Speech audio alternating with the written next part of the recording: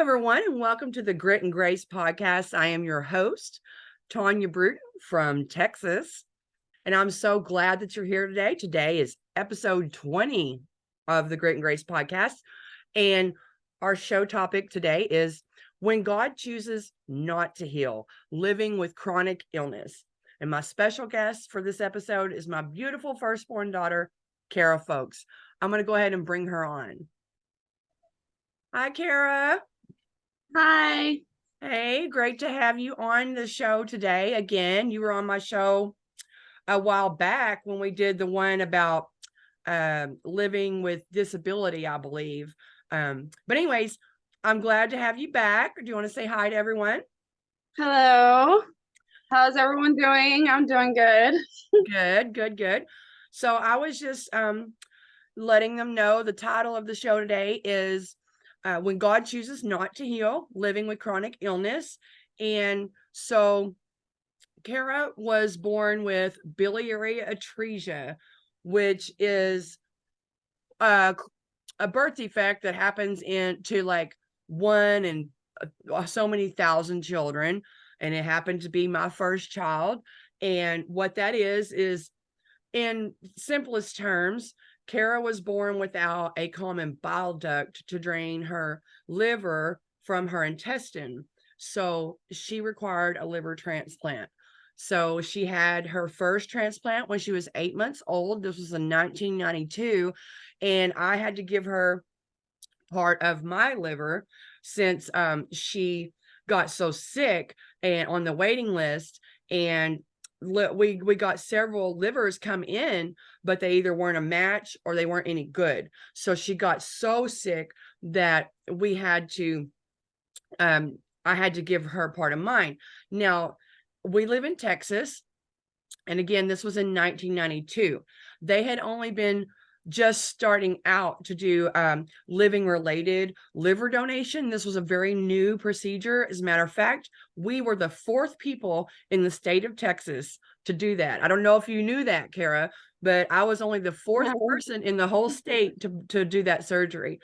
And I was 16 at the time. Yeah. So, and the thing is I was 16 at the time, and I was on Medicaid, which is a state, insurance thing, for those of you who don't know. Yeah. And so they had to, while Cara was in like PICU, literally dying, they were rushing around, having to get me evaluated by like psychiatrists and all of these things because I was under 18 to determine if I was mature enough to make the decision to lay down my life and risk my life to save my daughter.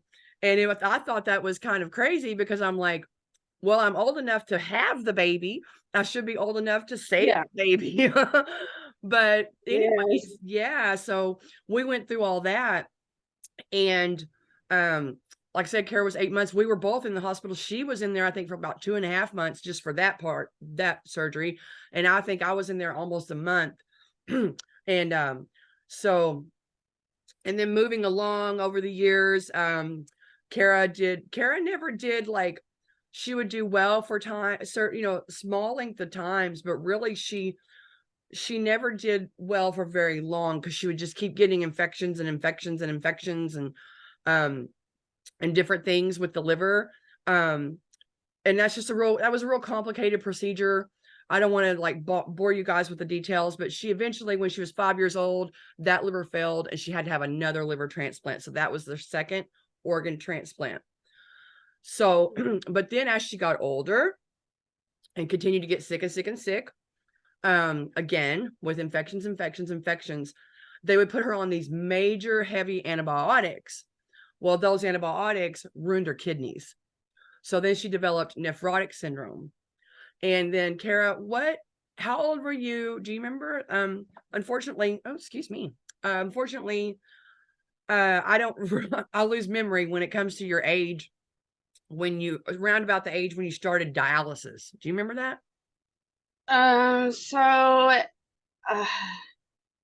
So if I had my kidney transplant September 1st of 2013. So I want to say I was on dialysis for 5 years before that. So I So don't yeah. exactly. Yeah, I mean, so I didn't really keep track really, like, when I started and all that. I just know, I was going through it. So I think you were in your early 20s. So we're talking here, yeah, so we're talking yeah, I here think it was to about like actually I think I was like 19, I want to say, when I yeah, started, because I was living in Pollock Point in 2009. So, or 2008. So I think I was 19. yeah. So like I said, we're dealing here then we're talking here. You guys are listening here to a 3-time organ transplant recipient. And so Cara, let's just get into it. Like I wanted to read, well, like I said, the topic is when God chooses not to heal. So let's talk about that a little bit. I mean, Cara is not going to remember some of this because she was a baby in it, but I'm going to give Cara a chance to like give her point of view here in a second. But of course, when Cara was born, I was a Christian. My mother was a Christian, and my mother helped me a lot with Cara um, at the time because I was a single mother. So, but yeah, we prayed for Cara. Um, many, many times over the years.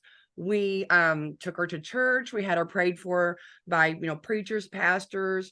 We did everything. We did all the churchy stuff. We went to the altar. We've had hands laid on her. We've done the anointing oil, anointed her with oil, prayed over her. We fasted for her. I got into the word and I know all the scriptures by his stripes were healed. I've named it, I've claimed it. I've prayed and prayed. I have journals full of prayers. Lord, heal my daughter. If we ask anything according to his will, he hears us. All those scriptures, I've prayed for her, and up to the point to where, and let's make sure, Cara, that if we talk about this, and I'm just going to bring it up just real briefly, that we don't say the name of this person, but because Yeah. I don't like to do that. But we took her to a very popular evangelist crusade at one point, and I think by this time, I think Cara was maybe 5 or 6 years old. I don't recall, but there's a very popular televangelist that was having a healing crusade. He's the one that blows on you and you fall down and then you're healed. And so we went to Dallas, and it was this big arena. And I remember, I'll never forget this memory. The crowds were so intense that we almost got mulled over trying to get into the arena. People were just running people over to get in. And you know why? I mean, I thought about that, and it's because people just like us were desperate to believe in this. And so we finally got in and we sat through the whole thing, which was really boring. And there were 2 people behind us in the seats in the stadium, these 2 women behind us that kept laughing like hyenas, really like mischievous laughs. And my dad and I kept turning around and looking at these ladies, and they were like, "Oh, she's in the spirit." And I'm like, "Yeah, she's in the spirit, all right." I don't know what kind of spirit, but when the finally Yeah.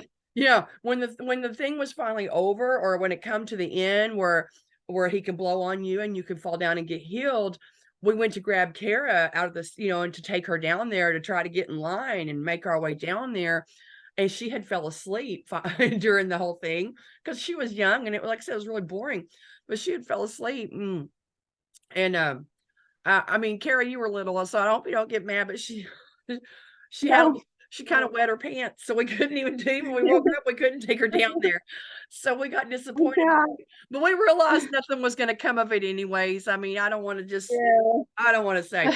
So at some point though, as her mother, like Cara and I were talking last night, and at some point as her mother, she's going to have a different perspective, and I'm about to let her share that. But I finally had to accept that God was not going to heal my daughter.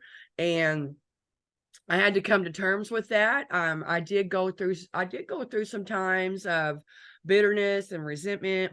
Like, it was unfair. Why did I get dealt these cards? Why did I have a sick child? I mean, it's very, very hard to, you know, there were times when she was like 4, 5, 6 years old. And I'm sure maybe you've all seen someone with a feeding tube in their nose. So if she wasn't like getting the proper nutrients she needed, she had to have this feeding tube in her nose, and she had to have it at home, because with Cara, she would get sick so often that, they wouldn't just keep her in the hospital all the time, although we were there a lot. They would try to make sure she could stay home. So we would do things like feeding tubes, bile duct tubes, central lines, and things like that at home. And sometimes we would have home health nurses come help with that, but sometimes I did it. So with the feeding tubes, imagine your 5-year-old daughter and you have to straddle her and sit on top of her, okay, and she's crying, and you're shoving a tube down her nose and gagging her. You know what I mean? You have to shove it down their nose, and it has to go in the back of her throat down into where it goes all the way into the stomach for the nutrients to get into her stomach. And watching her just go through painful procedures and cry, for her mama, and not being able to help her, not being able to alleviate her pain, not being able to fix the problem, was really, really hard on me. And so I did get not really angry with God. I mean, I guess I did sometimes get angry with God, but at some point I come to accept it, and I come to trust in the sovereignty of God, that there's a reason. I don't know the reason. I can kind of guess, maybe I need to learn some empathy and need to learn, we learn things through suffering. As a matter of fact, before I get into your stuff, Cara, I wanted to read just a few scriptures that are related to the subject. And one of them, let's see, is in, I'm going to read from John. I should have already had these out. There we go. Here's John 9, 1-5 is a real good passage that I think of. And what it says is, starting in verse 1, and as Jesus passed by, he saw a man which was blind from his birth. And his disciples asked him, saying, Master, who sinned, this man or his parents, that he was born blind? So in other words, they think that the that the sickness came from someone sinning. And Jesus answered, neither has this man sinned nor his parents. He's like, it's neither one. He's like, but that the works of God should be made manifest in him. So he's basically saying that God had another purpose that would bring him glory out of that sickness. And then there's another verse that I really love. Excuse me.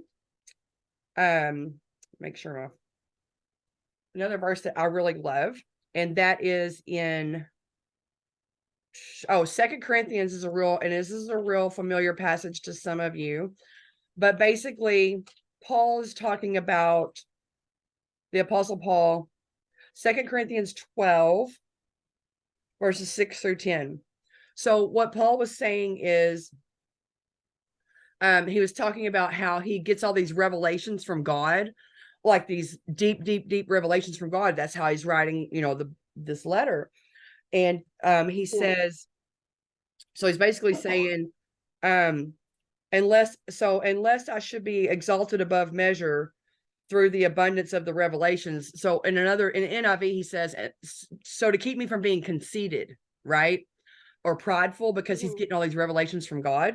He's like, to keep me from being conceited, there was given to me a thorn in the flesh, the messenger of Satan, to buffet me, lest I should be, conceited. For this thing I sought the Lord 3 times, that he might remove it. And he said unto me, my grace is sufficient for thee. My strength is made perfect in weakness. So, even the Apostle Paul, who wrote most of the New Testament, he had a thorn in his flesh, and he asked God 3 times to take it away, and God wouldn't do it. So there's times that God heals. I believe that God does heal people and can heal people. So, don't think that. But when he doesn't, we need to know how to still trust him, regardless. So Cara, tell me then, let's talk about that. How do you, being sick for, I'm not going to give your age away, but being sick for over 20, almost 30 something years, how do you deal with that? How do you reconcile, your faith in God with, well, let's back up before I ask you that. Yeah, go ahead. Tell me what it's like to live with, your illness, and how you reconcile that with your faith. So, I mean, it's rough. There's times where it's hard. Even still now, even if when I don't get I'm not as sick as before. Still when I'm sick and they have to, shove things in my neck because I can't get lab work or anything, and then things are just not easy, still. But I mean, I just cope with it because I just pray. I know He's there.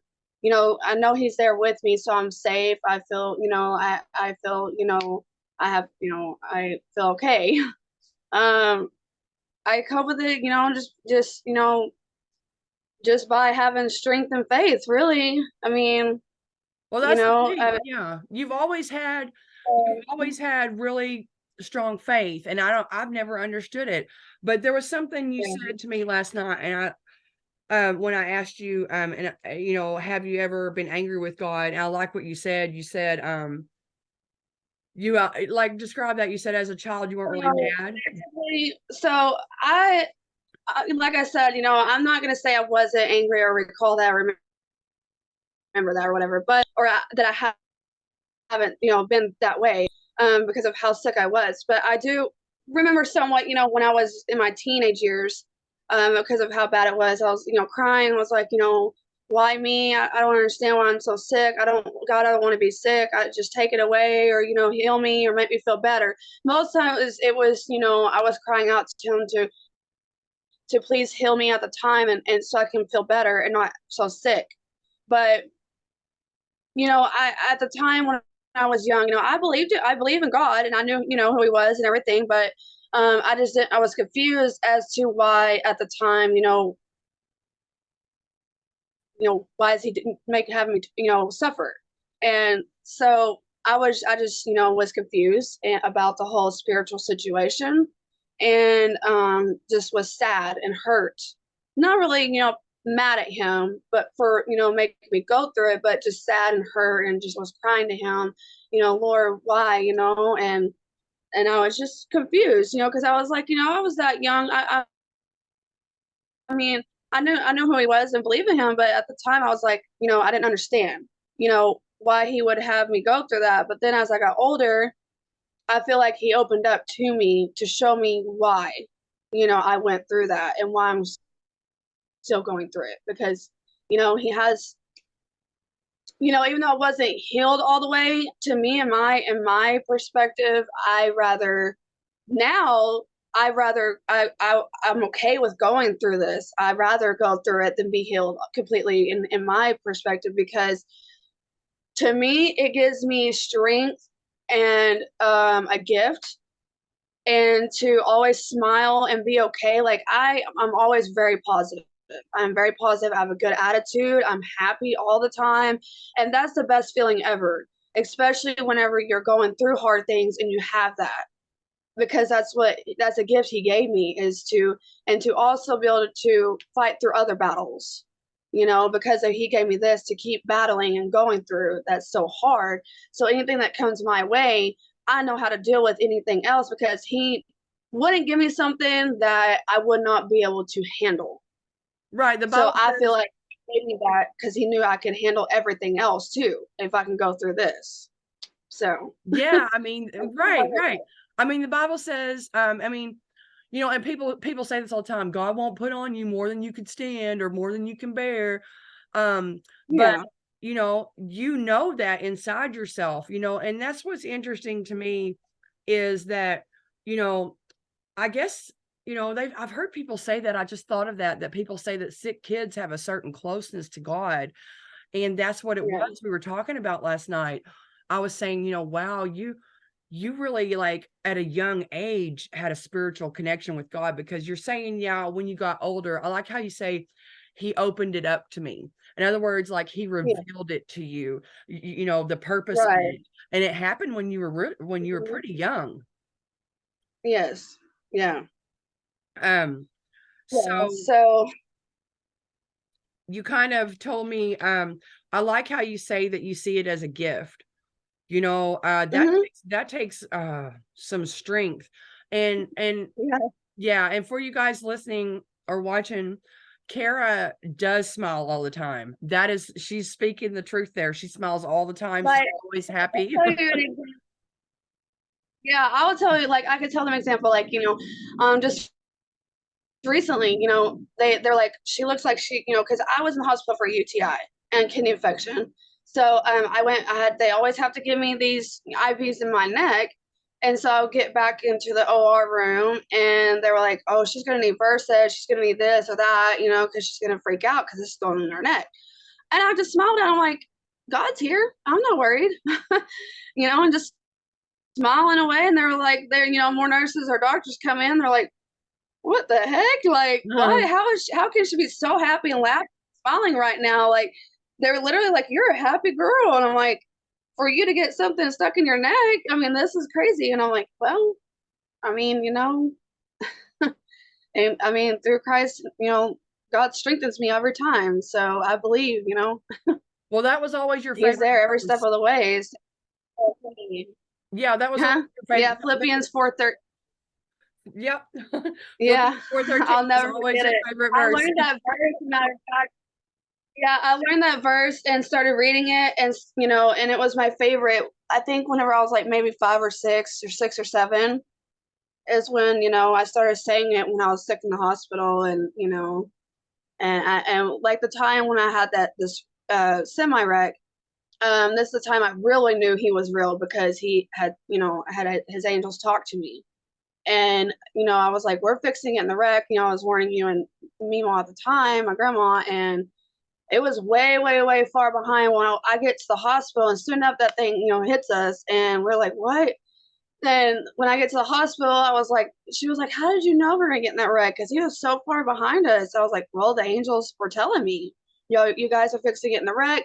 Now here's another example. How did we not die? Because a wreck like that, I could have died. I could Yeah. have, something really could have happened, but because he might have warned us, you know what I'm saying, but we could have gotten killed or hurt or something could have happened worse, but the wreck might have still happened, but he was at least letting us know, hey, you're fixing it in this wreck, but you're gonna have a broken leg, but you're gonna be okay. Right. Yeah. I'm trying. Yeah. Cara was in a full body cast for a long time. We got hit by a semi truck and a bunch of other cars on I-35 in Dallas going like 70 miles an hour. And yes, Cara, we almost died because my life, I mean, that's never happened to me before. Yeah. My life flashed before my eyes, like it shows in the movies where your life flashes before your eyes. So when the car was like spinning out of control and I was looking back at you, trying to reach for you, and you were trying to reach for me, but the car was just spinning in circles so much that the gravity was pulling us apart. And my life went before my eyes, like in a movie tape. And I was not ready to die, but I mean, I knew that I was about to die, but thank God, thank God we didn't. And so here's the thing though. So basically, yeah, goodness, you've been through so much, and so God uses you to be a witness to doctors and nurses, it sounds like, and show them. Can you show? Okay. Yeah. Well, this is going to be on audio for some people, but I was going to put this on video on YouTube if I can. Show your fistula. Right here. Yeah, that's so Cara had a fistula put in. What a fistula is they graft, what is it, a vein and an artery together. So Yeah, they tied my artery and vein together, yes. Yeah, so that's why she can't like get an IV in that one arm. And so the other arm's so worn out. That's why they have to put IVs in her neck now. But so let's just go on to say, let's see, I've got about maybe like 6 minutes left. These shows go faster now that they're only 30 minutes, but basically you had a few things to say last night about that. You said there's 3 things as far as like the reason you think that or we don't okay, here's the thing, let me just say this too. God's ways are not our ways. His thoughts are above ours. So we sit here and we grasp at the reason, we grasp to understand, and we can try to understand. There's nothing wrong with that. But and that helps us to try to understand. But we if God, only God fully knows his reasons, and we trust in that. But what are some of the things that you've come to learn were maybe some of the purposes of God and the will of God as to why, you've had to be sick all these years. One of them, I think that you've already talked about, that you see it as a gift, but so that, but what was it about? And the other one was like, the other one was so I can be like a testimony to people. Yeah. Tell them like, my story, like say if, the ones that don't believe in God or whatever, or they're having trouble in their life. I'm like, hey, when I come around people, they're like, I'm like a light, they smile, I could feel the energy and I could see, that I can make them smile. I can, turn their day around because I tell them, what did I go through? I tell them, everything. And they're like, wow, you just made my day. Like, I don't know how many people I've done that for, And also the people, that are new that have to be on this and go through this, I can, testify that it's going to be okay. I can be a good energy for them and tell them how it is and what to expect and go through and stuff. So Yeah. So yeah. basically, you know, you can give them hope. Yes. People that are just diagnosed with Faith and something. let them Yeah. know that he's Because like we were saying last night, he didn't heal you, but he didn't kill you. He kept you well, alive. He kept you alive for a reason. And and I never gonna, I know, some, I don't question, uh, why, why, because I know that he has his reasons. And I'm never gonna question that because at the end of the day, I'm here for a reason still, even though I should have been, gone a long time ago. But he's got me here for a reason. And I know that he's got something big planned for me. And then there's another thing that I asked him. When I was real sick, here's another big one. So I've always wanted a baby. I always wanted a kid.